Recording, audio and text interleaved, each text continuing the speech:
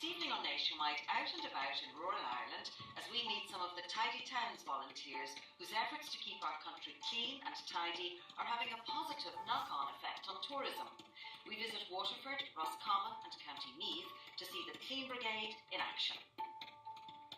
You're welcome to Nationwide. This evening we're focusing on some of the attractions of rural Ireland and also on the positive role of tidy towns. Now we're beginning our whistle-stop tour of the country in Castlecoot in County Roscommon, a rural community typically fighting back and also determined to put their very special part of the country on the map.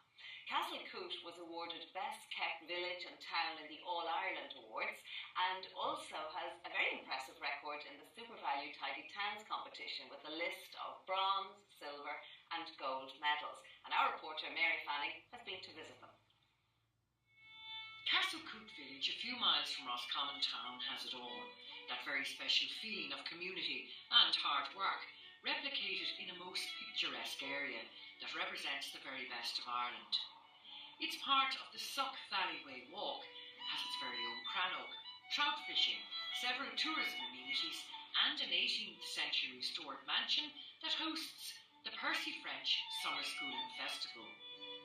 The village has a replica of the Dáil Lounge in one of its local hostelries and a hard-working committee who pull together to keep their community alive and promote tourism.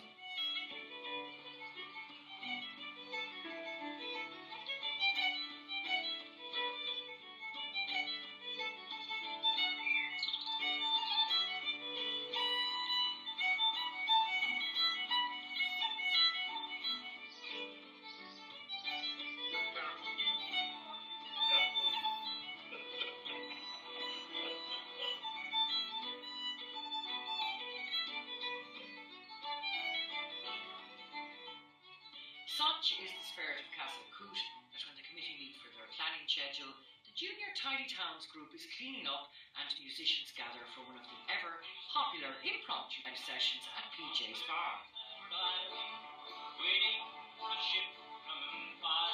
The award we won in 2013 was the Best Kept Village and Town Award in all of Ireland. This is a huge achievement for us because we've never won anything major before to do with tidy towns. And what's so special about this was Northern Ireland judges came here to view our village, as well as Southern Ireland judges. And when they came to our village, our little village here in mid-Roscommon, they couldn't believe the lovely village that we had and the natural beauty. And the Tidy Towns Committee is very proud of the judges' summary for the All-Ireland Best Kept Village and Town Award. This is what the judges said when they arrived on a cold, wet, windy morning. It did not detract from the pleasure of a beautiful area where the residents take such a very clear pride in its appearance and in their desire to live in a village of such charm. That says it all. Castlecoot is a hidden gem, a place apart, a place to find peace.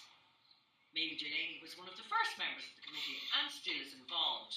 Michael Ward is chairperson of the Tidy Towns Committee and says no one is resting on their laurels. It's full steam ahead for this year.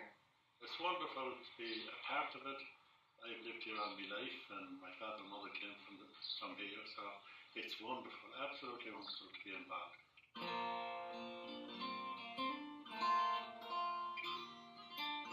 Walking trails are a very attractive part of Ireland's tourism, and the Suck Valley Way meanders through Castlecoot and some of its farms. The Castlecoot leg includes a crannog, fully visible for tourists to view and an attraction to archaeologists, historians and those who just love something different. The crannog is on Linbone Lake, or Stonehams Lake as it's known locally, and it's just right in front of Dunahan Castle. Dunahan Castle is a very old fortification. Way back in the year 1000 it was part of the O'Feenath fortress. So we can imagine that the crannog would have been a getaway. It's a man-made island in the middle of the lake, and it was a place of refuge where the people in the castle or the local chieftain could escape to if he was being attacked. And they probably used it to live in. And now it has been examined by archaeologists who have found bones belonging to boars and oxen on the island, but it hasn't actually been excavated. We're hoping that it may be possible to have it excavated in the near future because it's fascinating. The beauty about the Suck Valley Way is that it's user-friendly. There are about 80 farmers who maintain their part of the walk. It commenced in 1994 when Suck Valley Cooperative got together, and a number of local farmers were actually part of that. And we had the idea that we wanted the world, I suppose, to know about this part of Hidden Ireland. Have you heard the field of Luke from the town of Ballymock? The times were going hard for him, in fact the man was rough, so he sent an invitation to his neighbours one and all, as to how he liked the company that evening at the ball.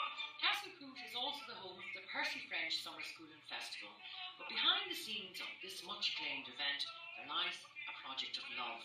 A journey of restoration began with Castlecoot House, a Georgian Palladian mansion on the grounds of a ruined 16th century castle. All of the house was literally burned inside from top to bottom. So the restoration period has taken quite a considerable amount of time and done with great authenticity and accuracy. You know, we were very faithful to it. Castlecoot House adds to the tourism aspect of this award-winning village and is part of Hidden Ireland Private Country Houses Group. It takes guests and has guided tours. Kevin's latest project is to restore the original entrance, another painstaking task to place a bridge over the river. So the last remaining thing to do, we uncovered this ruins, which was blown up by Sarsfield, was to restore the original entrance into the house. And as you can see, we're halfway there. And the last journey of it is proven to be the most difficult, is getting finances in these times. The house boasts a magnificent auditorium, home to the Percy French Summer School, and Kevin Finnerty, whose family have a deep connection with the original festival, takes a unique approach. My mother's from Cloneyquin and my father was from nearby Cloneyquin, and he set up the original festivals in 1957 and 58. You know, he himself and Robbie Kilgannon and a lot of local people gathered together, and outside Percy French's house started these two festivals. And Percy French was multifaceted, really. He was a writer, artist, poet, painter, actor, singer, musician. And we bring his insights of that time into questions we have today. For instance, anything topical. We had a talk here a couple of years ago, Business and Ethics. Tim Pat Coogan did the talk. Sure we're not, right, Michael? Sure we're not. Abbot Mark Patrick Hederman did a talk, Ireland's Future. Every man has got the finest plan you've ever seen now.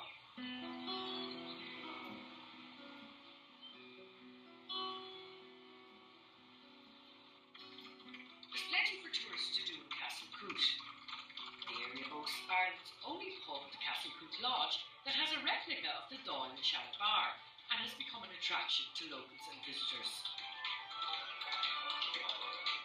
The whole purpose was having the replica has added to the attraction, but mainly local trades from here and surrounding areas makes this very successful indeed, and has become a very popular venue for people to come for cure, crack, chat, conversation. And of course, politics becomes very important to people, and the great discussions take place in these rooms, and it's become it's a very enjoyable experience, because I'm still in Leinster House in the other Dáil Bar, and not every day, by the way, but at the weekends I give a hand here when I can. Castlecoot has achieved excellence, continuing to try to improve its attractions. It's in full swing for this year's Tidy Towns and All Ireland Awards, and it's looking forward to its Percy French Summer School and a great tourist season.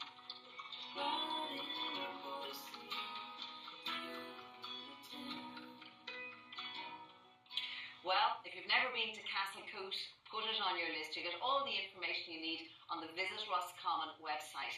And I've no doubt that the people of Castlecoot are hoping that all of their efforts will pay off and that they'll be in with a chance of winning the Super Value Tidy Towns competition this year. And just to let you know that the judges are out and about at the moment, even as we speak, as they say, looking at the 800 odd entries. So all of the volunteers are busily making their place